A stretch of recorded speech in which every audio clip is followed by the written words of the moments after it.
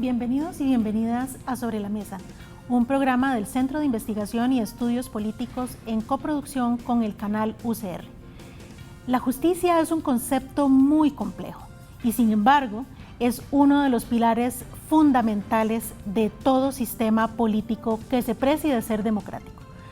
Rendición de cuentas, probidad, protección de derechos, todo lo que tiene que ver con un concepto tan importante es hoy el tema que traemos a propósito de la presentación del tercer informe sobre el estado de la justicia que el programa Estado de la Nación acaba de presentar hace unas pocas semanas. Para ello hemos invitado a Evelyn Villarreal, que es la coordinadora de investigación del informe del Estado de la Justicia. Bienvenida. Gracias, Argentina, y bueno, un saludo muy cordial a su audiencia y a usted. Gracias. Y tenemos también como invitado especial a don Fernando Cruz. Él es presidente de la Corte Suprema de Justicia. Bienvenido, don Fernando.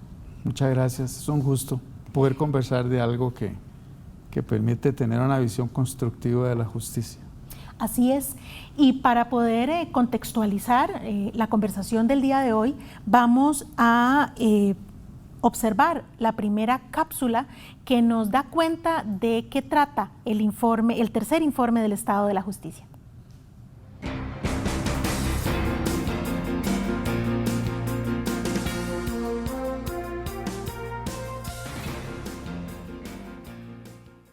El tercer informe Estado de la Justicia presenta 4 mensajes claves que sintetizan las principales conclusiones de las investigaciones.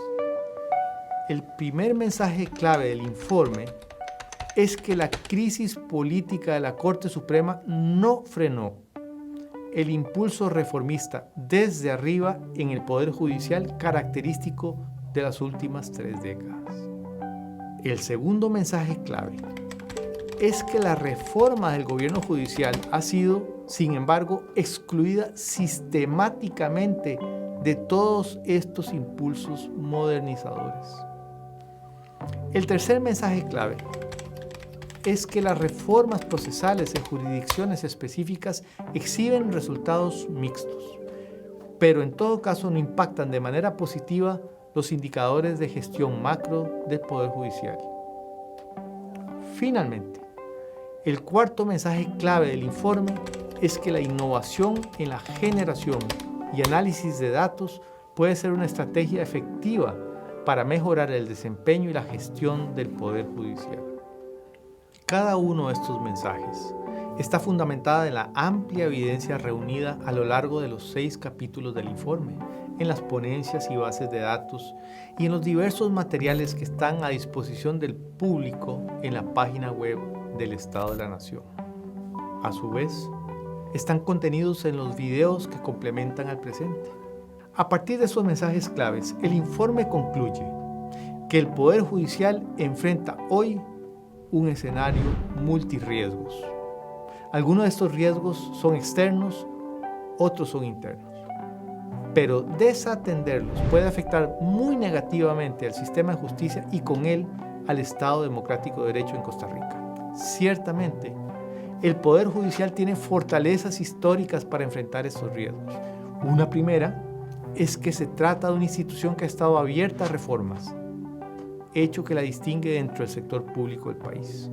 Una segunda fortaleza es que cuenta con capacidades institucionales, humanas, financieras y logísticas que están desplegadas en todo el territorio nacional, lo que le da amplio margen de acción. Y una tercera fortaleza es el acompañamiento en años recientes por una ciudadanía organizada que ha impulsado la modernización judicial, apoyado a su vez por un conjunto de medios de comunicación colectiva que hacen eco de esas demandas ciudadanas. Agradecemos al programa Estado de la Nación por facilitarnos las cápsulas que vamos a compartir el día de hoy, pero además si quisieran observar esta y otras cápsulas se encuentran en la página del programa Estado de la Nación, www.estadonacion.org, y en su canal de YouTube, así como comparten investigaciones también de manera didáctica, nos comparten otra serie de recursos que vale la pena observar y analizar. Evelyn, este es el tercer informe del Estado de la Justicia. ¿Cómo nace la iniciativa? ¿Por qué? Además de lo que ya hemos señalado y escuchamos a don Jorge Vargas Fuyel hablar de la importancia de la justicia en el sistema democrático costarricense, ¿cómo nace la iniciativa de investigar al Poder Judicial y al Estado de la Justicia? ¿Y cuál es la importancia de este tercer informe?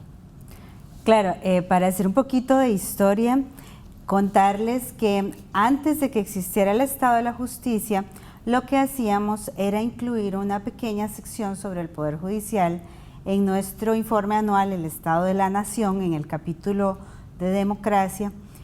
Siempre decíamos una cosa muy breve, ¿verdad? Era tal vez un par de páginas sobre la carga de trabajo del Poder Judicial.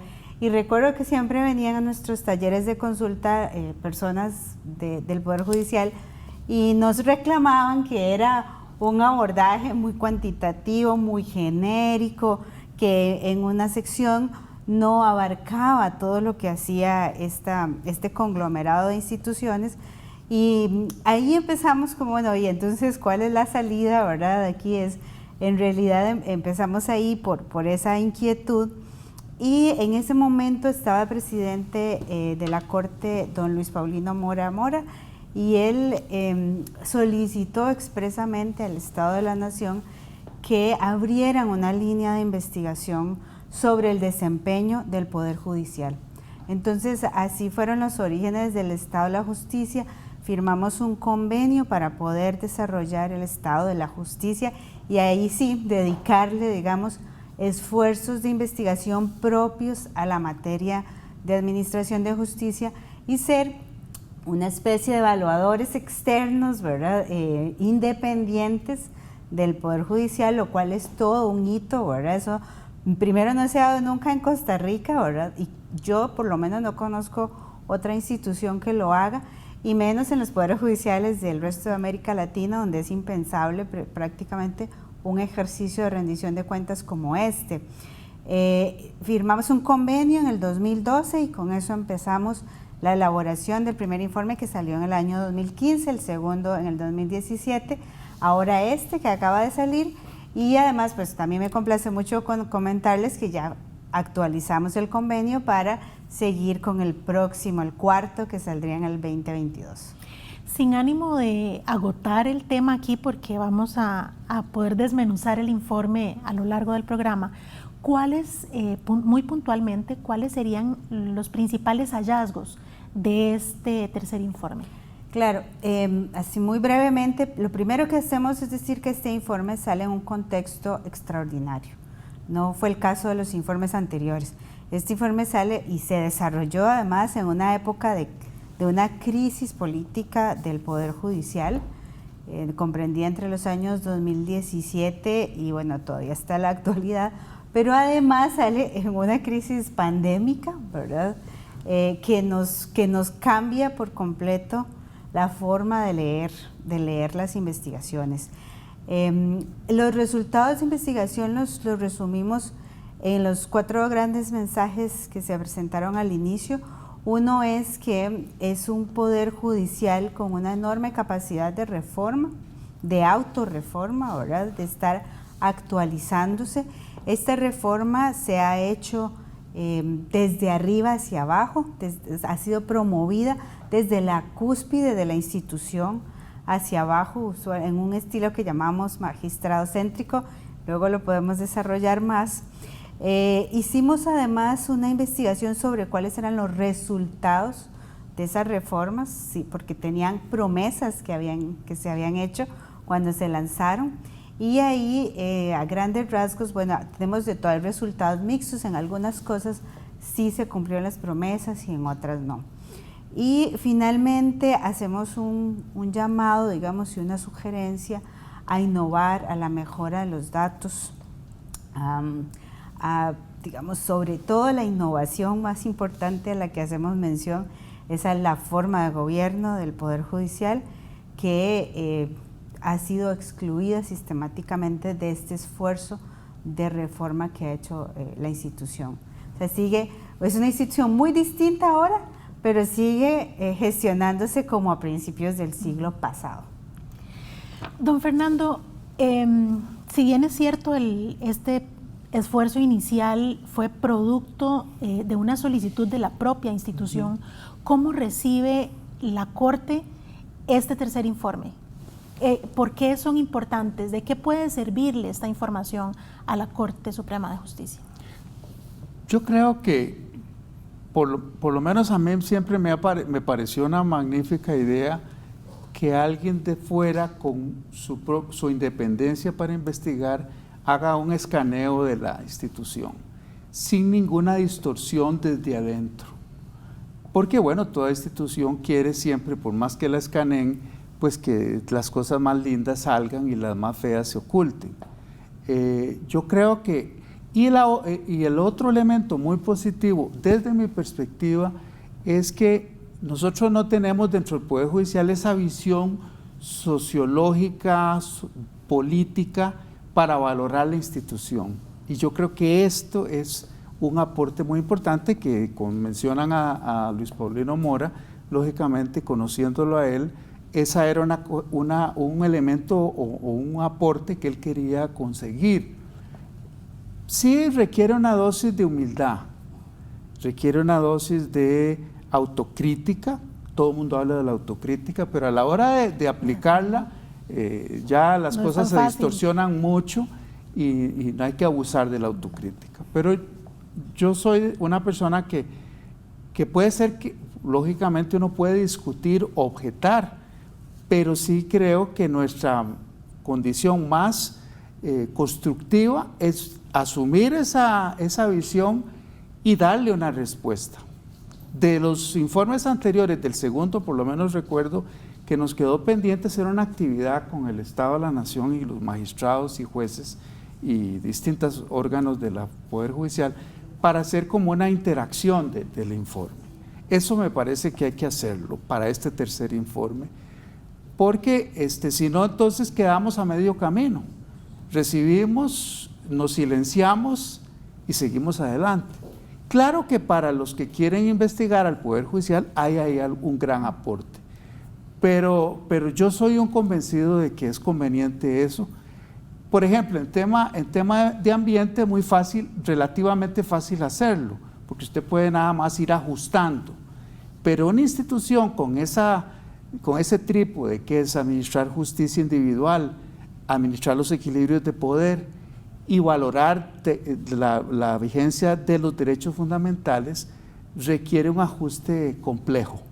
Y tiene que venir de afuera y de adentro esa visión.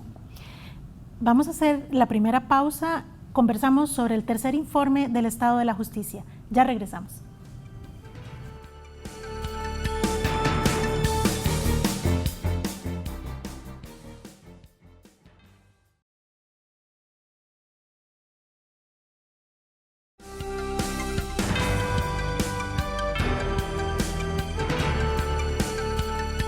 Regresamos a Sobre la Mesa conversando sobre el tercer informe del Estado de la Justicia. En los últimos años ha sido evidente que hay una crisis en la institucionalidad, mayor exposición mediática sí, pero mayor desconfianza también en la ciudadanía. De alguna manera esta revisión de lo que la justicia implica para nuestro sistema democrático es fundamental. Ya lo señalaba don Fernando en el bloque anterior acerca de la necesidad no solamente de disponer de recursos académicos, ¿verdad?, para la investigación, sino también que eso les sirva a las instituciones para hacer esa revisión de procedimientos. Evelyn, en el informe se señala justamente que la Corte ha pasado por momentos de crisis, pero que también ha establecido reformas importantes, quizás como ninguna otra institución en este país lo ha hecho, y que ese impulso reformista ha sido desde arriba, señalan ustedes. ¿Nos podrías explicar cuáles son esos principales elementos, no solamente de esa crisis política, pero que además ha permitido o no ha frenado esos impulsos reformistas?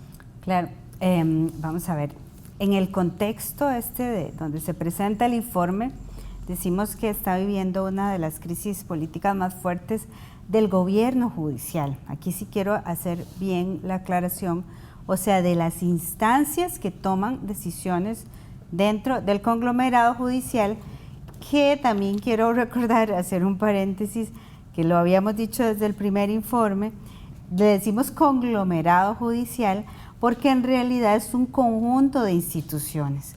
No es una institución, digamos, como un ministerio, ¿verdad? Que es tiene una jerarquía clara, ¿verdad? Ahí dentro de ese conglomerado están, además de los juzgados y tribunales y salas, que digamos es lo que más conocemos, pero también está el Ministerio Público, está la Defensa Pública, está el Organismo de Investigación Judicial, hay una Oficina de Defensa de las Víctimas. O sea, hay una gran cantidad de órganos que además tienen su independencia relativa, su autonomía, digamos, relativa para operar. Todos ellos lo que tienen en común, digamos, es que están todos bajo la autoridad de la Corte Suprema de Justicia, tiene un presupuesto institucional en común, ¿verdad? Pero es en realidad un conglomerado bien complejo. Entonces, no es que está en crisis el conglomerado, es que está en crisis la toma de decisiones, la parte, digamos, de la cúpula. ¿Por qué está en crisis? Bueno, por un escándalo de corrupción de alto perfil que por primera vez en la historia involucró altas autoridades del Poder Judicial y de otros poderes también, ¿verdad? Pero que estuviera el Poder Judicial adentro de un escándalo era un hito, ¿verdad? Y esto además, provocó jubilaciones anticipadas, sanciones a algunos magistrados y un reacomodo que no se esperaba, que era inesperado en la Corte, en cómo, digamos, se conformaba la Corte. El segundo hito importante de esta crisis tiene que ver con las leyes de austeridad fiscal que aprobó la Asamblea Legislativa en el 2018 y que provocaron cambios en el régimen de pensiones y en el régimen laboral y provocó la primera huelga de funcionarios judiciales también que se registra en la historia, además de tensiones internas, porque el Poder Judicial tiene una gran multiplicidad de gremios, ¿verdad?, a lo interno, y entre el Poder Judicial y la Asamblea Legislativa, ¿verdad?, habían tensiones más evidentes y marcadas. Y el tercer hito tiene que ver con el recrudecimiento de las divisiones internas en la Corte Suprema de Justicia, que les imposibilitaba o les dificultaba llegar a acuerdos entre ellos para responder adecuadamente y además prontamente a la crisis, ¿verdad? Y también esta misma división se ha mantenido y les ha dificultado el cumplimiento de los compromisos que hicieron de reforma a la luz de estos escándalos políticos. Crearon 10 comisiones de reformas urgentes y prometieron una serie de cambios que todavía, digamos, la mayoría están sin aprobarse. Entonces, estas son como las grandes cosas, aparte de lo que ya mencionabas, que es parte del contexto de una disminución de la confianza ciudadana y de un mayor escrutinio público y mayor presencia en redes sociales. Esto no es malo per se, digamos, el escrutinio público no es malo. Lo que pasa es que obliga a la Corte, hay una inmediatez de las decisiones. Ahora las sesiones de Corte Plena están en streaming, usted las puede ver en vivo, ¿verdad? Entonces los obliga a estar mejor preparados en su comunicación con el público, a mejorar la calidad de sus debates y de sus intervenciones en este foro, porque las cosas que dicen ahí, todo lo que digan puede ser usado en su contra, ¿verdad? Porque está ahora en vivo, ¿verdad? No hay filtros. Entonces, esos son como el contexto en donde estamos después viendo estas reformas que le puedo comentar luego. De estas reformas pendientes o de estas promesas no cumplidas, como decía Evelyn. ¿Cuáles considera usted, don Fernando, que son como las más urgentes, en las que la Corte debería implementar a la brevedad? Bueno, Evelyn señalaba el tema de la apertura. Yo recuerdo que ese era un tema que no se conocía, ¿verdad? Que era lo que pasaba en ese ente tan importante, pero tan solemne, pero tan cerrado, y ahora resulta que lo vemos, ¿verdad? Por redes sociales. Además del tema de comunicación, ¿cuáles son esas otras reformas que usted considera necesarias de ejecutar, de poner en práctica, de las que están pendientes? Bueno, yo debo señalar nada más como, claro, como antecedente que sí ha habido un gran afán de reforma desde el punto de vista de la cúpula judicial en relación a procesos de distinta índole, proceso administrativo, penal. Esa es una parte.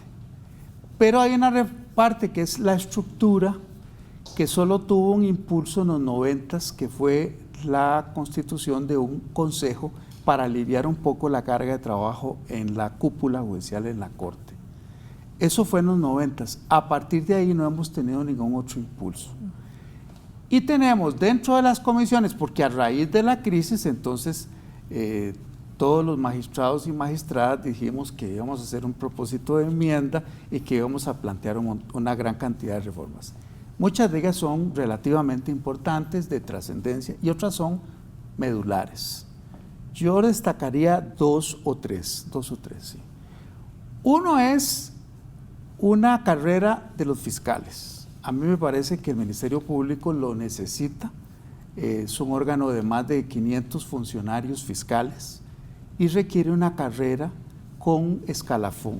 En este momento eso es demasiado informal. La señora fiscala general estuvo de acuerdo y eso está pendiente. Es para hacer un escalafón y para que un poder que tiene que tener el principio de unidad de jerarquía, que no es igual que la judicatura, no tenga un poder excesivo el jerarca, que tenga la posibilidad de nombrar sin un criterios preestablecidos para que haya también anticuerpos dentro de la institución. El segundo gran cambio para mí que está pendiente y que no lo hemos discutido es el gobierno judicial, el gobierno corporativo judicial. Ahí entraría algo que señala muy bien el informe, que es que tenemos una hipertrofia porque tenemos en la cúpula una gran cantidad de funciones. Eso hace que seamos muy lentos en las respuestas. La agenda de corte se integra por 40 artículos o 45 y muchas veces a lo que llegamos es al artículo 22. ¿Por qué? Bueno, porque 22 personas tienen mucho que decir. Yo creo que estructuralmente eso tenemos que discutirlo. Que el proyecto de gobierno cooperativo sea muy bueno, medio bueno o no sea aceptable, eso es una cosa. Pero la otra es que nosotros debemos derivar algo. Yo sugeriría nada más dos cosas muy sencillas. Que los nombramientos no estén en corte plena, sino en un consejo de judicatura. Y que lo disciplinario, el control disciplinario, esté también desintegrado de corte. Cuando corte tiene que juzgar 22 jueces juzgando, eso realmente es un pandemonio.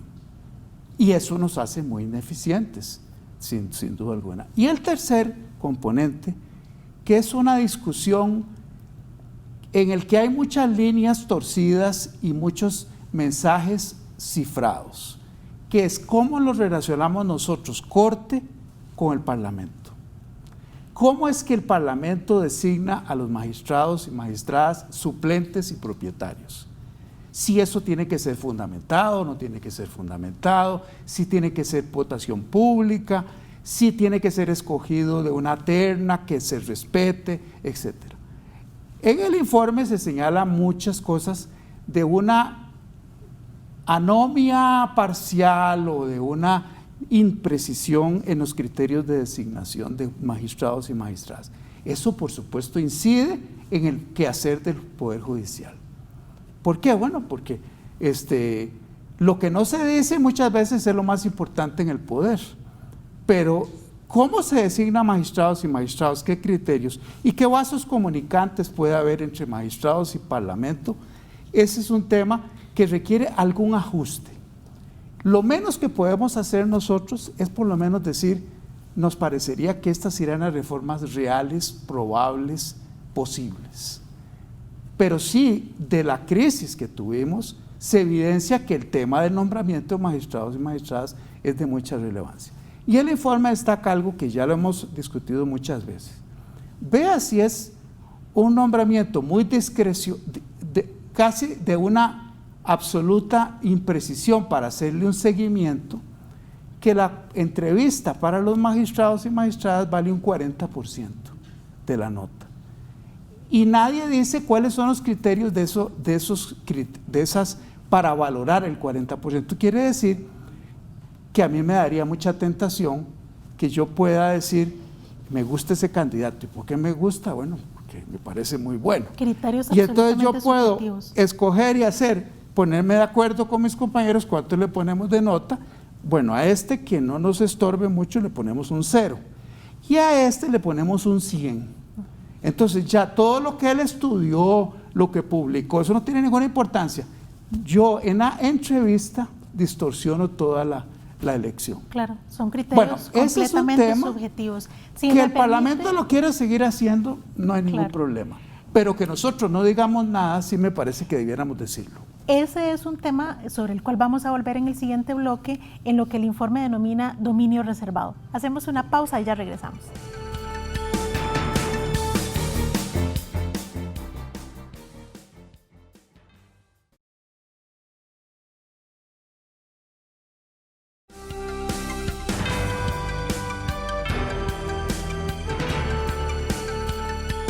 Regresamos a Sobre la Mesa, hoy conversando sobre el tercer informe del Estado de la Justicia. Antes de la pausa, que tuve que interrumpir a don Fernando porque es un tema que da para muchísimo, el tema de la elección de los magistrados y que entra dentro de lo que en el informe se señala como dominio reservado.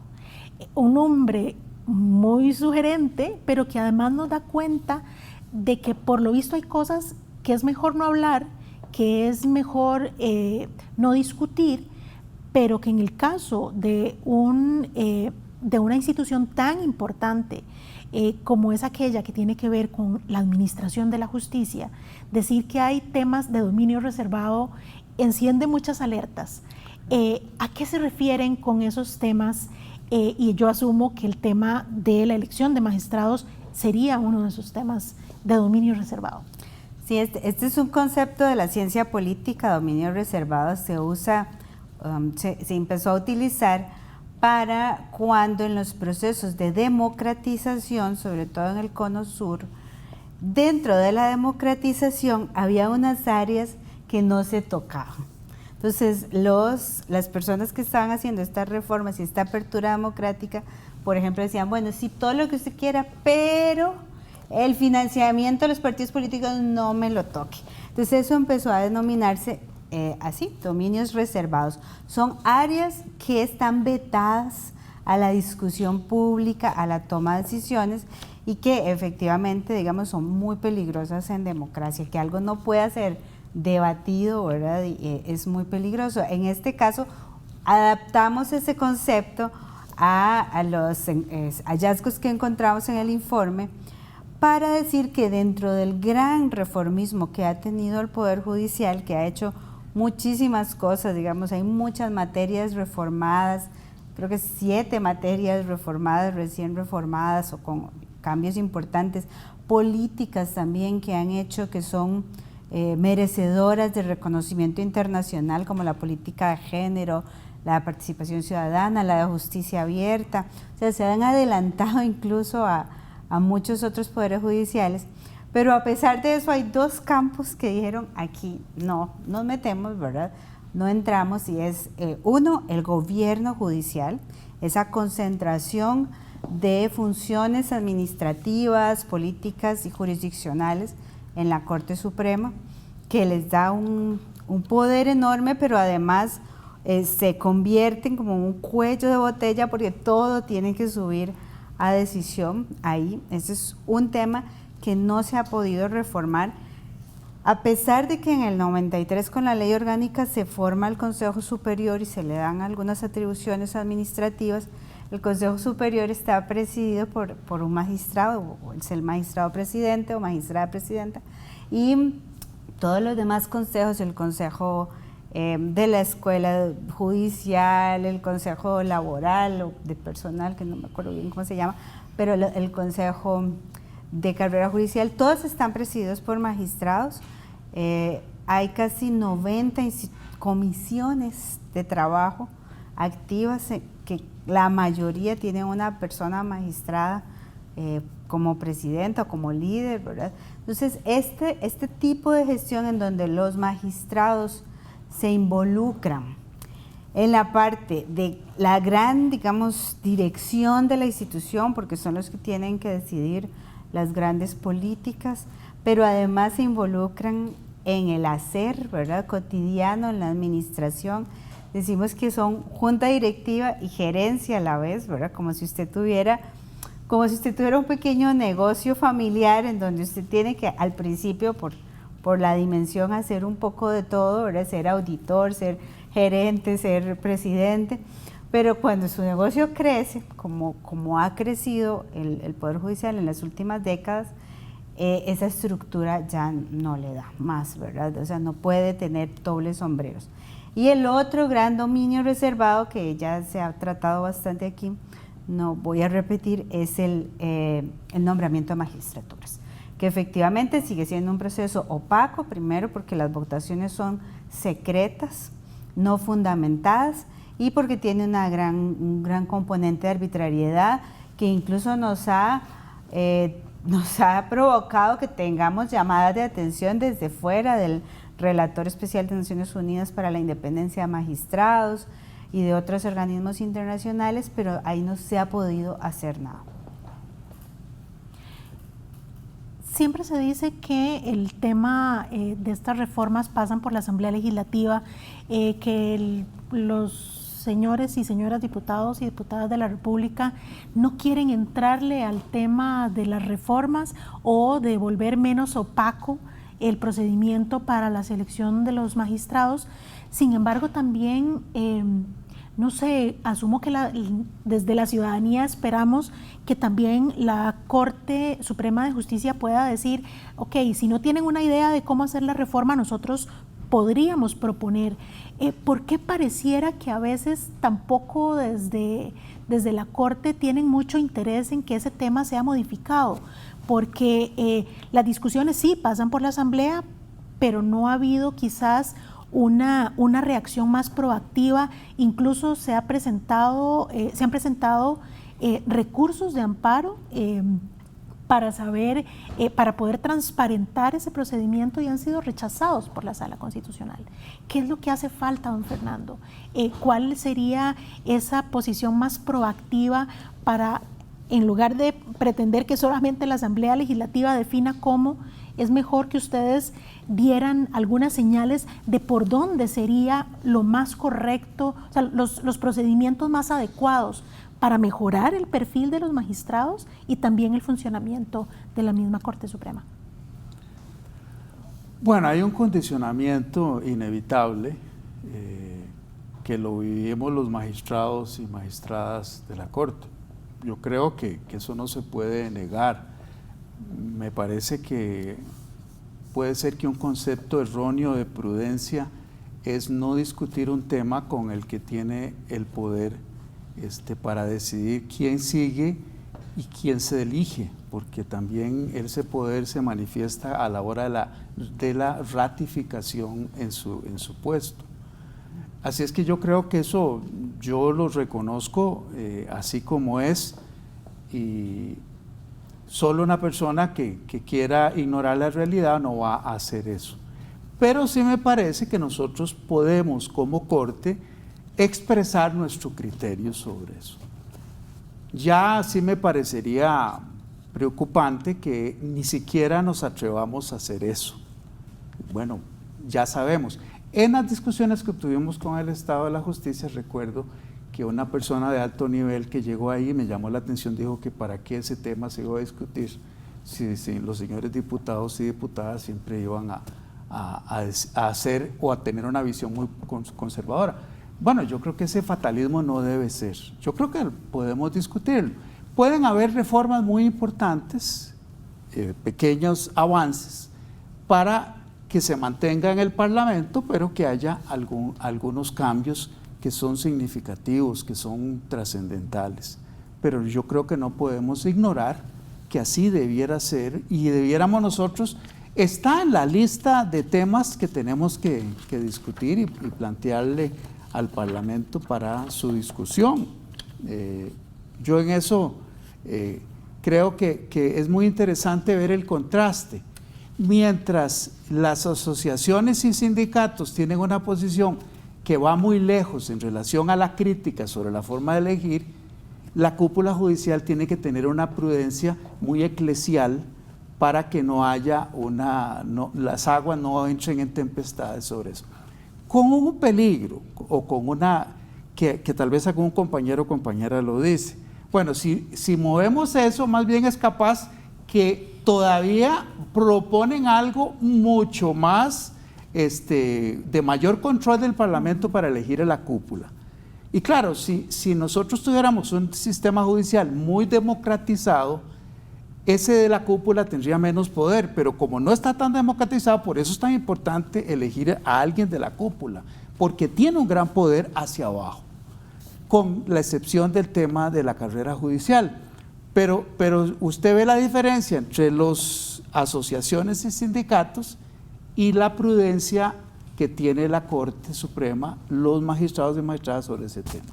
Yo comprendo bien la preocupación de los compañeros y compañeras, pero sí me parece que podríamos discutirlo. Pero es cierto que ese peligro existe. No vaya a ser que a alguien se le ocurra decir, no, eso de que se reelija o se mantenga en el cargo con 2/3 de votos negativos, no, eso debería ser al revés, 2/3 de votos positivos para reelegirlo. ¿Y cómo que 8 años? No, eso debe ser 5 años, ustedes se eternizan. Entonces uno dice, qué raro, los jueces no es que se eternicen, es que los jueces tienen que ser permanentes. Pero llegamos a tal punto de formación que pensamos que los magistrados son fungibles. Entonces hay que sustituirlos cada 5 años, pues para que esto funcione mejor. Ese no es el concepto de judicatura, un concepto que se mezcla entre el poder político y una visión distorsionada de lo que es un juez. Y que es complicado, ¿verdad? Porque en lugar de avanzar podríamos retroceder. Es que el peligro que menciona don Fernando, que es real, digamos, está, ya sea que ellos se pronuncien o no se pronuncien, porque aquí hay ese peligro magnificado es que los vayan a reformar sin su opinión. Y entonces podemos caer en reformas que en vez de fortalecer la magistratura y la independencia, más bien hagan todo lo contrario, porque no opinaron. O sea, yo digo que cómo no van a opinar sobre y no van a manifestarse sobre cómo se elige la cúspide de esa institución. Es que es su institución, es su defensa, ¿verdad? En un capítulo histórico que hicimos en el primer estado de la justicia, que tuvimos que ir a levantar toda la historia de cómo había crecido el Poder Judicial durante el siglo XX, y uno veía en las discusiones de corte, en las actas, magistrados que tenían que hacer eso, porque el Poder Judicial era débil al principio del siglo, entonces tenían que asumir una posición en contra de diputados y del presidente hasta lograr, digamos, lo que es ahora el Poder Judicial. Yo creo que como esta cúspide tiene tanto poder sobre el resto del conglomerado judicial, sí les afecta, sí deberían decir esta cúspide debe elegirse así, o sea, por lo menos, o qué no hacer, puede ser otra fórmula, bueno, no pueden tocar A, B y C, D porque eso es vital. Conversamos sobre el tercer informe del Estado de la Justicia. Hacemos una pausa y ya regresamos.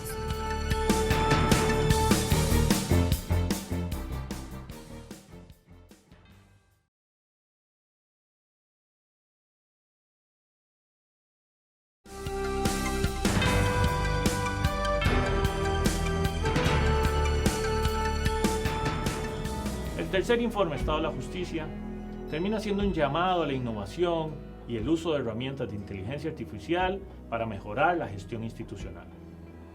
El programa Estado de la Nación realizó un análisis automatizado con más de 300.000 sentencias de la Sala Constitucional desde 1989. Con un algoritmo de inteligencia artificial se pudo realizar una clasificación temática de todas las sentencias siguiendo los criterios históricos de la misma sala. Es decir, los técnicos judiciales clasificaron manualmente datos del 2013 al 2019, un trabajo muy laborioso y costoso en tiempo. Y con computadoras se logró realizar la clasificación automática del resto de casos pendientes entre 1989 y el 2012, algo que hubiera tomado mucho tiempo de forma manual. Este ejercicio crea un valor público para los funcionarios judiciales, los abogados litigantes y la ciudadanía en general, y se espera ampliarlo en los próximos meses con nuevas funcionalidades. Además, pueden utilizarse como complemento o apoyo para superar las limitaciones de las estadísticas de los sistemas de gestión y evaluación.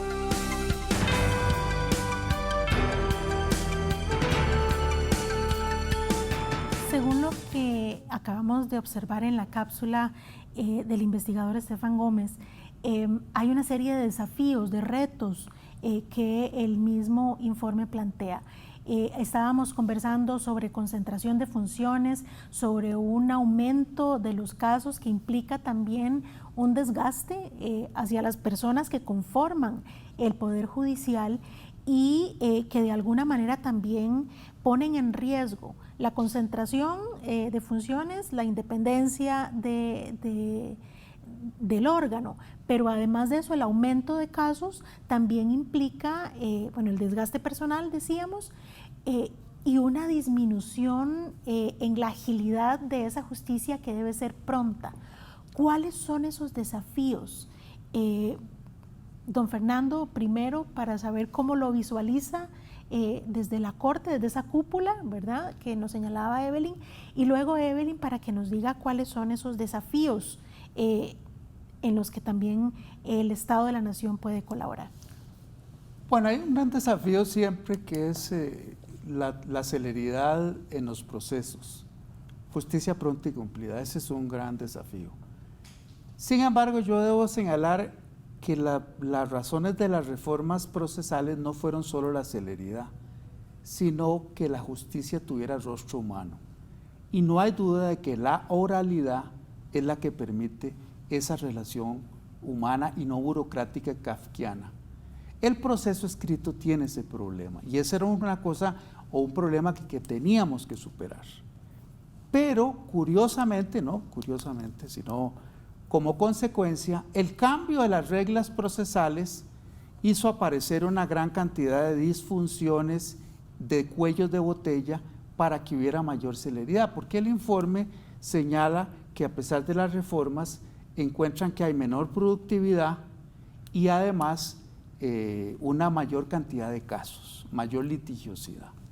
Ese es un dato que hay que ahondar con espíritu muy constructivo. El tema de la celeridad no es fácil, porque siempre lo digo, recuerden que en un proceso judicial siempre hay una parte eventualmente que quiere que el proceso no termine. Entonces, no es lo mismo esto que las filas o las listas de espera en caja. Es que hay alguien que está en el proceso que quiere que eso no termine. Es más, muchos abogados le podrán decir a su cliente, vea, este asunto usted lo tiene perdido, pero podemos durar 10 años para que llegue a sentencia. Entonces, ese es un factor importante. El otro que me pareció un gran aporte digno para ahondar es que nos dicen que nuestras estadísticas tienen graves limitaciones. Quiere decir que nuestra forma de visualizar los números no es la mejor. Está retrasada, desfasada y no nos permite tener esa visión rápida del asunto. Entonces yo creo que ese es otro tema que podemos ver. Y el tercero que usted mencionó es lograr incorporar mayor inteligencia artificial o instrumentos que permitan multiplicar el conocimiento de lo que estamos resolviendo y el servicio que damos. Para eso se requiere un poquito más de recursos.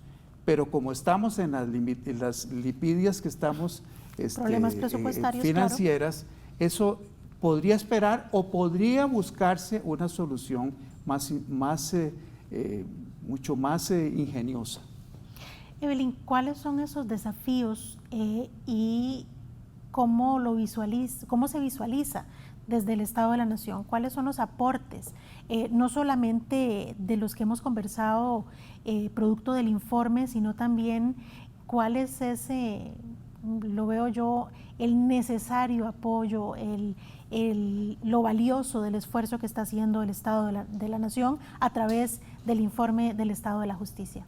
Sí, yo quiero colgarme de lo último que dijo don Fernando. En este momento de crisis sanitaria y visualizando además lo que viene el próximo año de una crisis económica y social muy fuerte, al Poder Judicial le toca ser el colchón de esos conflictos sociales. En una sociedad que de por sí ya tiene una altísima litigiosidad, o sea que nos encanta judicializar todo, digamos el pleito con el vecino, le ponemos una demanda, ¿verdad? Con esos niveles tan altos, imagínense que en el 2018 entraron 714,000 casos nuevos al Poder Judicial, ¿verdad? Ahora pónganlo en una perspectiva de pandemia o de pospandemia, los nuevos casos en cobros, en quiebras laborales, ¿verdad? Recursos de amparo, inconstitucionalidades, tratando de frenar una serie de medidas que probablemente van a ser muy duras que va a tener que tomar el gobierno. Entonces, el Poder Judicial va a ser ahí nuestro colchón de contención en esa crisis, pero a la vez va a tener menos recursos, porque al igual que las demás instituciones que dependen del presupuesto nacional, va a tener que hacer mucho más con mucho menos. Entonces ahí es donde viene el tema de las estadísticas y las mediciones. Para yo empezar a reacomodar mis recursos y decir a dónde puedo pasar gente, a dónde es prioritario, necesito contar con estadísticas muy detalladas. Es lo que se llama microdatos en investigación. Yo tengo que poder saber por juzgado, por materia, porque además cada juzgado es un mundo distinto. Puede ser un juzgado exactamente la misma materia, que estén a la par, ¿verdad? El de Pavas a la par del de, no sé, Santana, pero se comportan totalmente distintos. Entonces, para yo saber esas cosas, mire, a dónde hay recursos disponibles que yo pueda mover, necesito tener la estadística. No puedo esperar a un anuario que llegue un año después, o no puedo esperar a un informe de estadísticas que probablemente lo puedan sacar, pero 6 meses después, ¿verdad? Es como tener hacia un clic, básicamente, la estadística de la institución, que a como está la tecnología desarrollada se puede hacer. No estamos pidiendo nada que sea, digamos, imposible. En ese sentido, digamos, vimos con esas limitaciones de como no hay estadísticas desagregadas, tuvimos que ir a ver algunas áreas específicas que han sido reformadas para ver ahí efectivamente no solo el de maduraciones, sino de acceso, de tutela de derechos, de costos, y ahí encontramos una serie de retos. Tal vez el principal que nos llamó mucho la atención fue el aumento de circulante, que es lo que le queda, digamos, ahí pendiente en el escritorio de resolver, y este aumento en los últimos 3 años fue de casi el 30%. Entonces es mucho, y mucho de este aumento, que creo que si eso quiero aclararlo, viene de una única jurisdicción, que es cobros judiciales. Esa jurisdicción, que además es la mayor ahorita, es la que tiene el mayor número de casos del Poder Judicial, hace que todas las estadísticas empeoren muchísimo. Sí, claro. Pues bien, como lo señalamos desde el inicio, el Poder Judicial, la administración de la justicia, todo lo que se visualiza que es importante para la democracia, merece y necesita ser fortalecido. Esperemos poder tener la oportunidad de profundizar no solamente en el análisis del informe, sino también en lo que puede resultar de ahí para poder mejorar la Corte Suprema de Justicia y el Poder Judicial como un todo. Les agradecemos muchísimo, don Fernando, Evelyn, que hayan podido compartir con nosotros algunos de los detalles del informe. A ustedes su presencia se agradece muchísimo y les invitamos a buscar los detalles del informe, el contenido completo en la página del Estado de la Nación. Nos vemos la próxima semana. Muchísimas gracias.